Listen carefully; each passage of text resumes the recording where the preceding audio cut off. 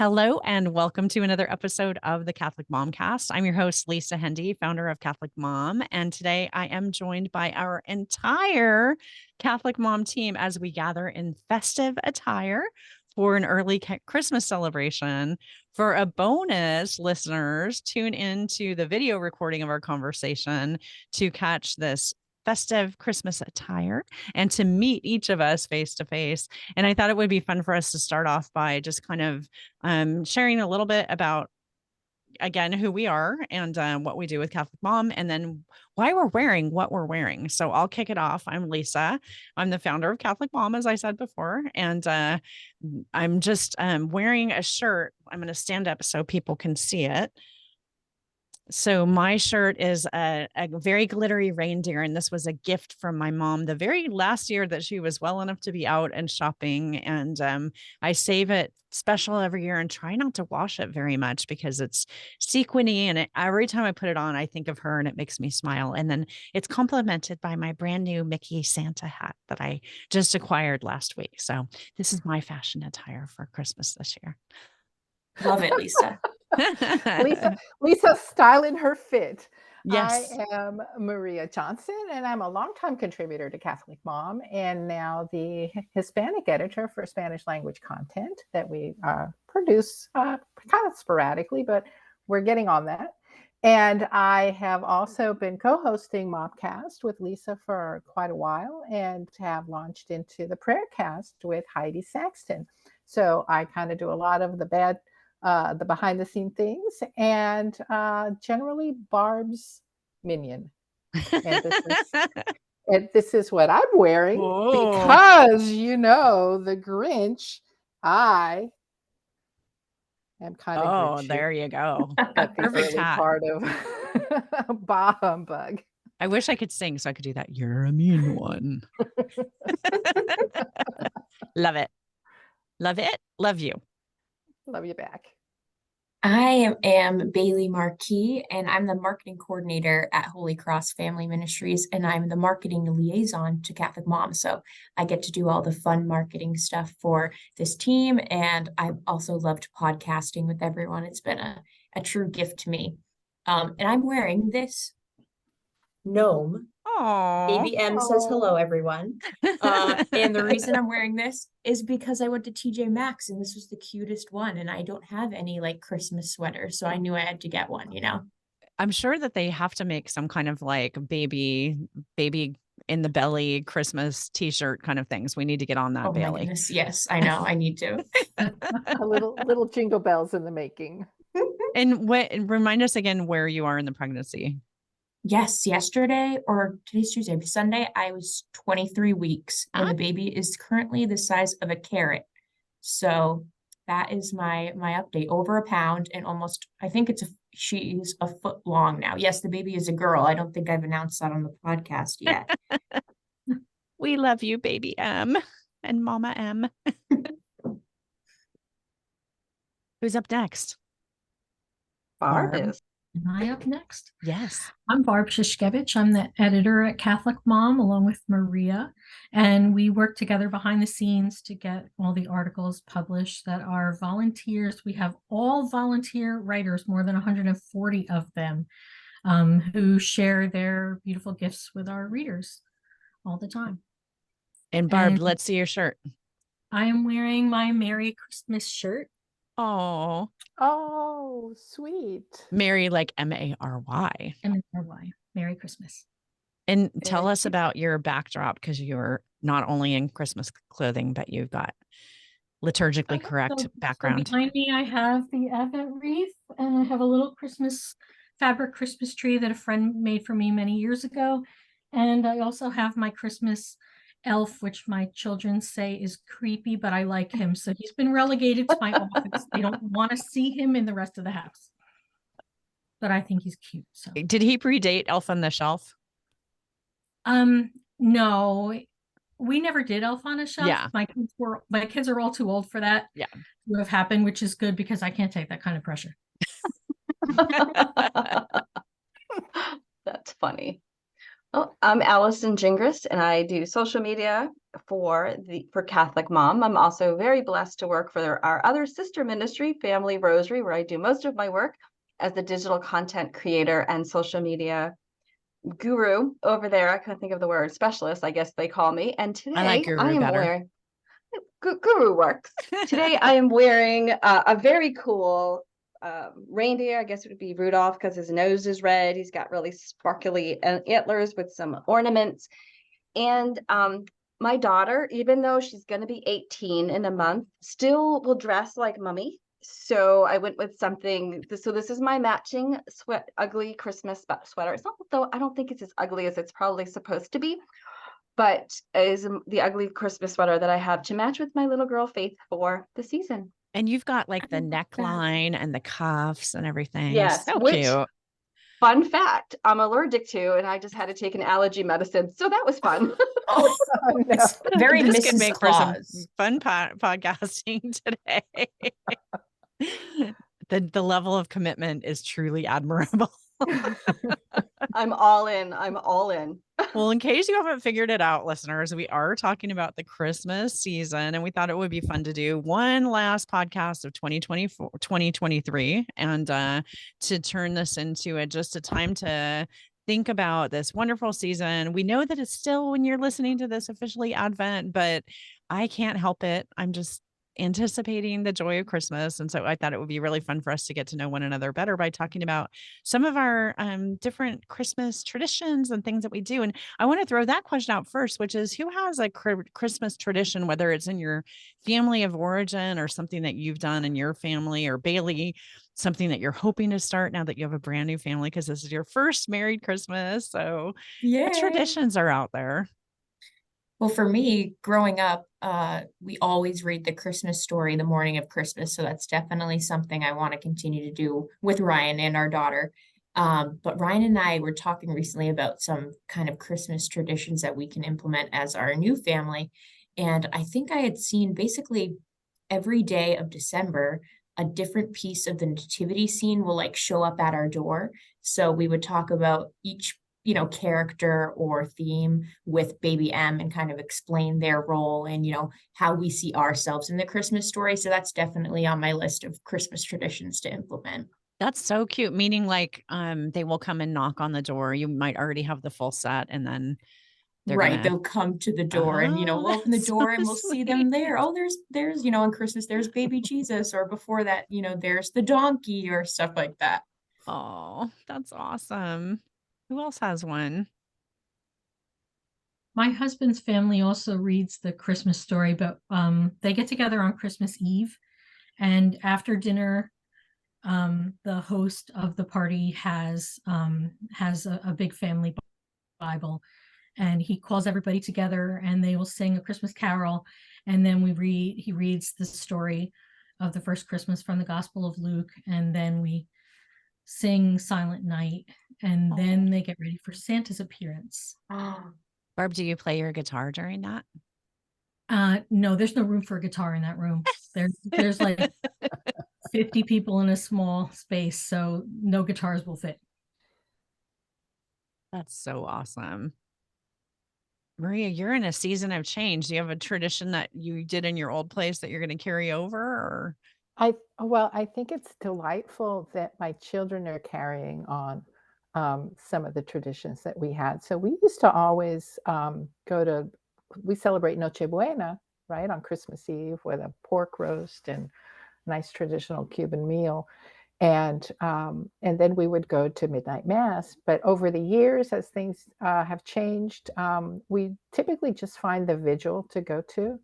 And then we open one gift that is from a family member. So, you get to pick something. It's just pajamas or something like that. But this year, my grandson is in the Christmas pageant before the family vigil mass. And so we're joining them for that. And they're going to have their own new traditions. And it's so exciting to be local now and to be able to participate in that. So I'm looking forward to that, just because new traditions. Is he a shepherd or what is he?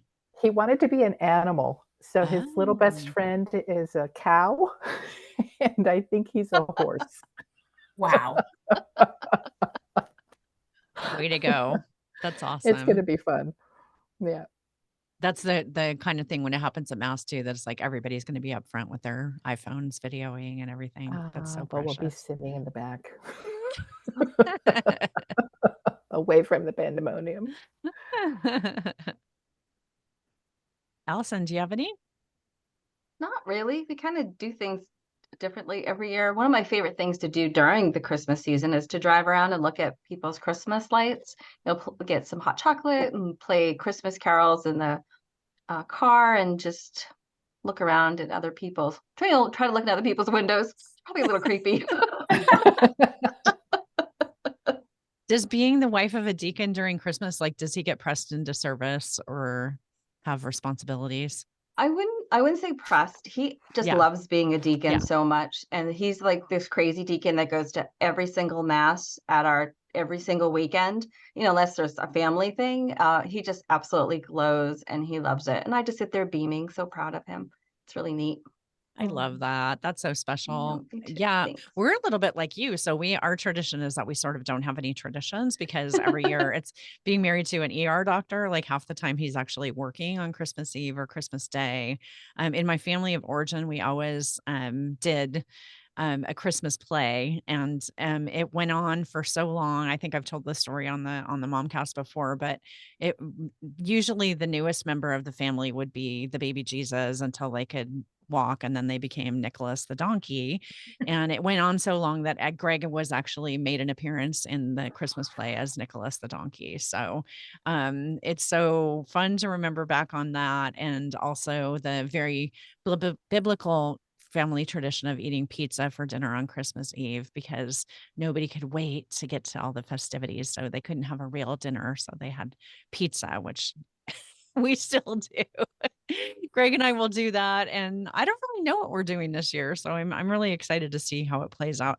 I'm always envious of a family like Barb's, who's like all together, 50 people in a room, because we don't have that because our family is spread all over the place. And so I will admit to being a little bit envious of that. So maybe one day This that is will the be my first time Christmas. in 4 years. We haven't done this since 2019. Really? And is that Yeah. because of the whole COVID thing, or? Yeah, we've had family Zooms on Christmas Eve, and it's not the same.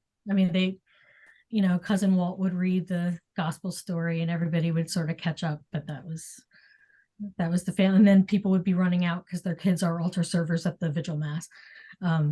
So yeah, this will be our first time to get together in 4 years, and everybody's looking forward to it. That's going to be so awesome. And it leads me to our next question that I wanted to ask about, which is Christmas treats or recipes or whatever. And Barb just was telling us, I think it was yesterday, something which just sent dread into my entire body, which involved cooking, what is it, Barb? We're making pierogi for Christmas Eve. It's a Polish tradition to have pierogi on Christmas Eve, and my husband's family makes homemade pierogi. We haven't had homemade pierogi in years. They've been getting them somewhere, but this year we are bringing that back, and we need to manufacture hundreds of them to feed everybody. So yeah. Start working on those wrists, girl. Start working on those wrists. And as someone who is not Polish, what is is a pierogi, like a egg roll or something, or what? Pierogi is is it? more like a ravioli kind of.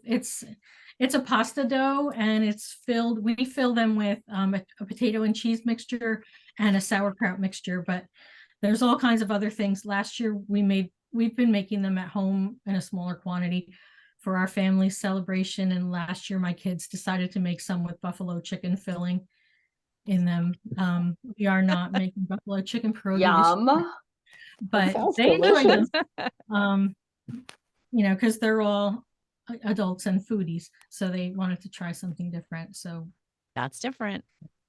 That was different. And then you boil them, and we store them until Christmas Eve. And then at the party, the host has they have their stove on a kitchen island. So there's 4 people manning the frying pans. Everybody's got a frying pan, and you're just frying them up until they're all cooked, and then we eat. Yum. Oh my gosh. Yeah, sounds good. Easy. I mean, I can't wrap my mind around hundreds of anything. So I'm impressed by that. It's crazy.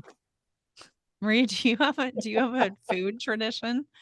I do. I make coquito and I give it out as gifts. So coquito is it's a rum-based cream uh, coconut drink that's flavored with some cinnamon. And you only just have a little tiny sip of it, but it's like an after dinner dessert drink.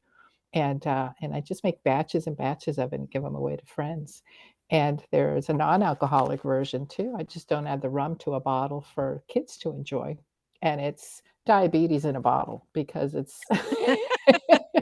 it's made with cream of coconut and sweetened condensed milk Oh my gosh. as its base, which is why you only really just take a little teacup size. It's So do not. you go get like special bottles for it or something, or is it? Um, so yeah, actually, John is the one who keeps me in bottles because he orders the pretty little clear bottles that have the little pop top Oh in it. yeah. That's very festive, and it looks really pretty because once you pour the coquito in it and shake it up because it's got cinnamon in it, it looks really beautiful in the bottle. Sometimes Ooh. I've had people say, "Oh, I don't even want to drink it because it looks so pretty," and I'm like, "What's wrong with you?" Chugga, chugga, chugga. That's delicious. Chugga, chugga, chugga. I shouldn't ask you on a Catholic Mom podcast if you're allowed to ship that across state lines, but inquiring minds may want to know. Anybody else have food related things or treats that you do? Bayleigh, you just get to start all the new stuff this year. I know. I was thinking we don't have like a big thing that we make, but I don't know if you guys have ever done the pretzels. You put the Hershey Kiss on top, put it in the oven for like a couple minutes, and then when they come out, you put the green or the red M&M and just stick them in there. I'm telling you, my husband will eat like 50 of them in one sitting. So I think I'm gonna make some of those because they're Oh, so good. They're salty and sweet. Amazing. yum. Does Ryan like to cook with you? Yes, Ryan is definitely the cook of our family. So I am blessed because I rarely cook. I like to bake, but he loves to cook. So when we got married, we were like, oh, well, if you love to do it, then you should do it. I love that. I won't lament the fact that I didn't marry somebody who we just do a lot of like very simple things because neither one of us is a cook. So there's no food related other than the ordering of the pizza for us on Christmas. It's not a huge food related thing. And when I lived in the city that I used to live in Fresno, I every year one of my friends would have a cookie like a party, a cookie exchange party. And Yeah, I've been threatening to bring that to LA. I think that would be really fun because it was a party where everybody would bring like 6 dozen cookies and you'd walk out the door with 6 dozen different types of cookies. So it was super fun. So sounds yeah. fun. Barbara, do we have any Christmas recipes on the website? We have we had a cookie exchange thing several years ago. I'll need to see if I can dig those up and you can put it in the show notes because we had Yeah. quite a few contributors sharing their cookie recipes. What Yeah. season did we do that series for? Maybe we did like a dinner stroll where we had recipes for like I know I did a gluten-free drink because that's about the extent of my cooking is let me just pour you something to drink with cranberry because I'm from New England. And then it was an appetizer and it was like just a really neat idea. And I feel like it was for Christmas, but it could have been maybe That was a not. lot of fun, but I don't remember what time of year we did that. I'll have to look for that. That was Somewhere fun. back We in should the do that archive, again. progressive dinner. That's what it's called. I knew you'd know. Barb knows all things. She does. I'll bring the flower centerpiece to the progressive center. I'll bring the coquito. We're My smiling church.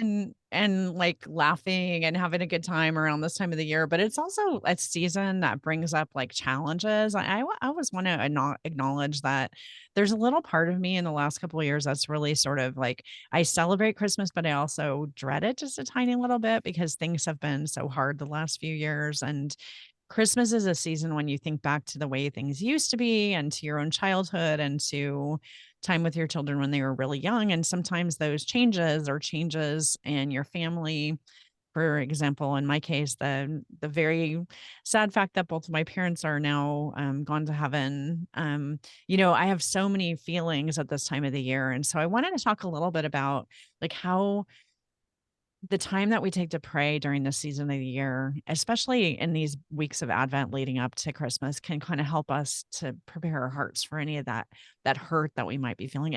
Am I alone in this, or is anybody else going through some of these challenges?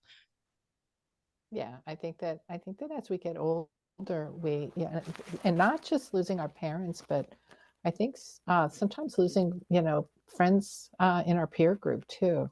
And so I'm reminded of some people that I loved very much and who loved Christmas very much. And so, I always take time to recall them, especially now as we're recording at the end of November. So it's still the month of the Holy Souls. And it's funny. It's a great season to be in terms of my age, in that there is truth to us gaining some wisdom, and all of the things that I thought that I had to do, I don't do anymore. I just don't. If I send out Christmas cards this year, great. I don't think it's happening this year. We just moved.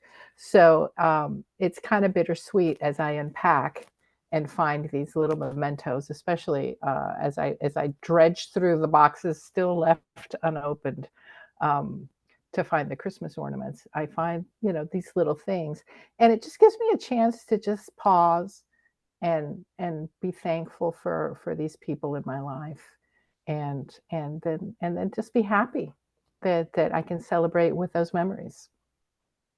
The people on my Christmas card list this year might be getting the thank you note that I had printed this summer. That's not actually going to be mailed out yet. So just FYI, you may get it, sometime. Invoking when you get married, I think you're allowed to have a year before you send out your thank you note. So I'm sort of invoking that. So if a random thank you note shows up from the Hendey household, count it as a Christmas card. I think one of the great ways to navigate that, at least we in our family, is that we love to tell the funny stories. The Christmas stories. We just had Thanksgiving, right? And I do not cook. So the story that my family will be telling forever is how I used turmeric instead of pumpkin spice on my butternut squash because I decided to bake without my glasses on. It was a very anti-inflammatory side dish. And it was the most beautiful yellow you've ever seen. Amazing. And luckily it didn't destroy the taste. But like that's a story. And I think everybody can think of a meal that somebody just really didn't do their best on. Or like my grandmother, when she got older, we'd give her a gift and she would get just so flustered, like, you didn't have to do this, and we don't need anything. And my aunt would just go, just say thank you. It became like a joke. Like she wasn't being mean to my grandmother. Like she was just say thank you. So even now to this day, when somebody's, oh no, you didn't have to do that, one of us will jokingly say, just say thank you. So I think like remembering those stories, living those memories, not just in our hearts, but also out loud, is very healing and just a beautiful way to kind of navigate that part of the season. I love that, Allison. I think that's I'm going to really remember that because I just find myself, it's really hard losing parents. And I know you've been through this too. And so much of my memories from childhood at this time of the year just take me right back to mom and daddy, and ouch, I miss them. So I'm going to remember those funny stories this year. And it's a little bit like Maria's drink thing, but one of my mom's dad, my grandpa, used to make, and I always thought this was like the worst present ever, but he made sausage for people. And I was always like, why? People loved getting that sausage. Maybe I was an early vegetarian even before I became a vegetarian. But if your plan is to send sausage to my way, send it to Maria's instead. She'll exchange you for a bottle of the cojito. I'll eat it. I'll just eat it. Bayleigh, I can't even imagine, like, as a young married couple, like all the joy of this year, but is this something that like your prayer time together as a couple, is it kind of helping you during this season to kind of solidify this new part of your marriage? Yeah, definitely. I feel like trying to think of challenges, but then also the joys, because when you become one flesh. You kind of have to navigate this whole, like, Thanksgiving this year was the first time without my family, and that was hard for me. But I'm in a new family, so I knew that that was important. So just remembering, like, Ryan is my new family too. So if we're together, then I'll be okay. But yeah, I think focusing on the joy and just praying and being so thankful to God for what he's done and the gifts that he's given us already has been huge. When you guys were talking, I was just reminded, like, it's such a dark time, like, you know, how the sun literally goes down, at least here at like 4:15. Just remembering that Jesus is the light of the world, because sometimes that darkness, I'm like, I do not like it. I wish we could just get rid of it so it's always light till like 9 p.m. But I just remember, like, even in those times, Jesus is with me and with Ryan, and, you know, I can see Jesus in him, and that helps me. Oh, that's so sweet. Oh. Barb, you're seeing like all the content that's coming through the website all year, but especially at this time of the year. So I know we're going to take a little break for Christmas time, but do we usually is there anything that you would point people to that might be a fun like thing for them to see on the website, or anything that's really special? We never stop. Yeah. We will have content coming up the week after Christmas, but it's a little more limited, and it's generally more seasonal in nature. It might be devotional, it might be somebody reflecting on their experiences of holidays or anticipating the new year. So we don't share general type articles, we don't share reviews during that time. We try to keep it more seasonal related, so that, you know, we know everybody's time is limited to go online. So we want to just give you that during that time of year. And if our writers send us articles on other topics, then I schedule them for other times that, you know, where people will have more time to enjoy them. And forgive me if I'm wrong, but I do think our daily gospel reflections keep going right through the season, right? Every single day. Yeah. Don't miss those, because they're beautiful. And I hear from so many of our writers that this is one of their favorite things to do for a Catholic mom.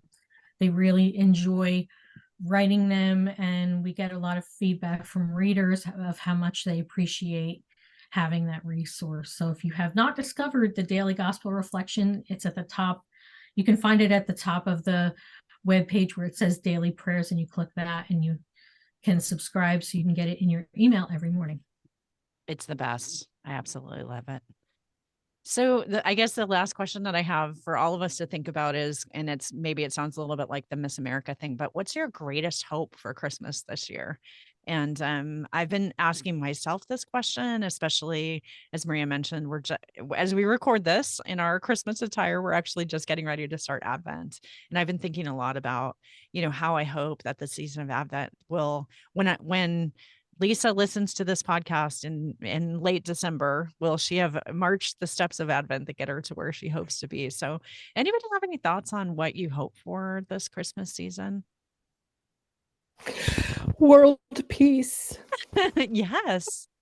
For real. It's been a heck of a year, huh? And I love slowing down for Christmas. The kids are grown, they're off doing their stuff, and it's just me and John right where we started together. And so it is really just a lovely time to be together, to slow down, and to pray, and to have the time, take the break, turn on the Christmas tree, and just sit and be grateful and be thankful and pray. It's beautiful. I love it. I'm looking forward to doing nothing but silence for the month of December. My Christmas I love that. And you'll be in your brand new home, which is That's like right. new traditions in a new place. So Absolutely. that's so awesome. Bouncing off of that, Maria, because you had said you're back to where you started with John, just the two of you, because this is our last Christmas, just the two of us, our first and last married Christmas. So I think being present, that's what comes to mind for me, just taking it all in and hearing you guys kind of reflect on, you know, when you had young children in the house. I think these next few years, just even throughout the chaos, that might come up having a baby, and then maybe young children after that, just being present in the moment and taking it all in, because I don't want to miss a thing. It's beautiful. It's a crazy time, but it's wonderful, Bayleigh. I can't wait. Well, I want to kick. oh yeah, Allison, chime in. I just want to kick my perfectionism to the curb, and I want to remind everybody that there is seriously no perfect holiday. What's perfect is that you get to be there, right? That you get to be with whoever God sends to your side. You get to celebrate in whatever food is on your plate or not on your plate, or no matter how yellow or anti-inflammatory it may be, that you that we set such high expectations for ourselves.